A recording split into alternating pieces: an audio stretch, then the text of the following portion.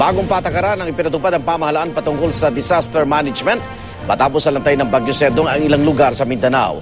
Ngayong taon, ipinatupad na rin ng DepEd ang bago nitong programang K-12, kung saan 2 taon ang idinagdag sa pag-aaral. Balikan po natin ang ilan sa mga bagong polisiya ng Administrasyong Aquino sa Saksi Special Report.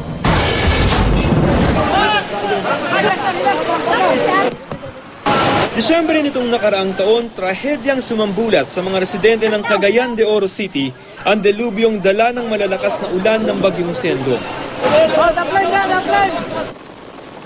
Ang ilang lugar sa Iligan City naman, animoy nabura sa mapa. Saan man lumingon, nakapanlulumo ang mga tagpong nasaksihan sa Iligan. Mahigit 1,200 residente ang iniwang patay ng Bagyong Sendong. Kaya naman binatikos ng ilan ng Pangulo matapos kumalat sa social networking site at Twitter na dumalo siya sa Christmas party ng Presidential Security Group sa gitna ng kalamidad. Kinabukasan, tumulak naman agad ang Pangulo sa mga nasalantang lugar. Hindi ito ang unang beses na napulaan ng Pangulo sa panahon ng kalamidad. Noong nakaraang Oktubre, pinatutsadahan siyang di raw naramdaman ang kanyang presensya sa mga binahang lugar sa Central Luzon. Meron talaga naghahanap buhay sa criticism sa akin eh. Kasi nung dumalaw ako sa Marikina at Malabon, naalala mo, nag-criticize sila, bakit naman ako dumadalaw doon nagpapapogi. Nung hindi naman ako nakita, nasan ako? So, mahirap po talaga maging manananggal, nakalahati na katawan ko, dadalaw, kalahati hindi.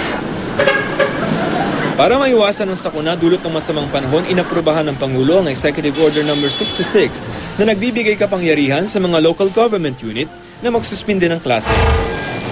Pero nagdulot ito ng kalituhan kamakailan nang bumuhos ang malakas na ulan at bumaha pa kahit walang bagyo. Ilang lungsod sa Metro Manila ang di agad nakapag-anunsyo ng class suspension.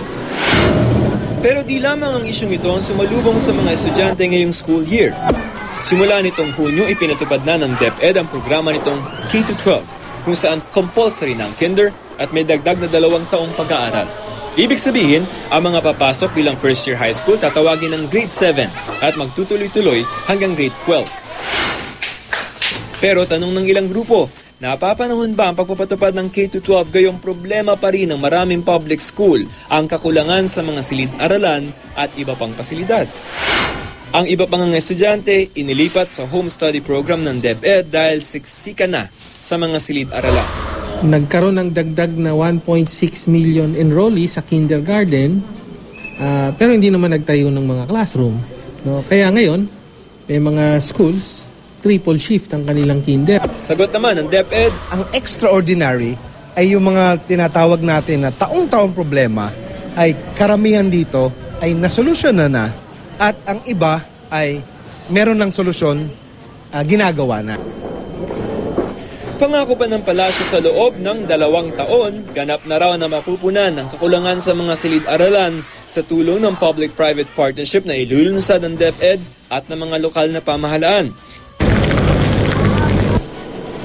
Nasaksihan ang 2 taon ng pamumuno ni Pangulong Aquino ang pagpapatupad ng mga bagong polisiya sa disaster management, gayon din sa edukasyon. Pero kung ganap itong magtatagumpay para sa ikabubuti ng lipunan, nakasalalay sa maayos at epektibong implementasyon. Para sa Saksi, Joseph Morong nag-uulat.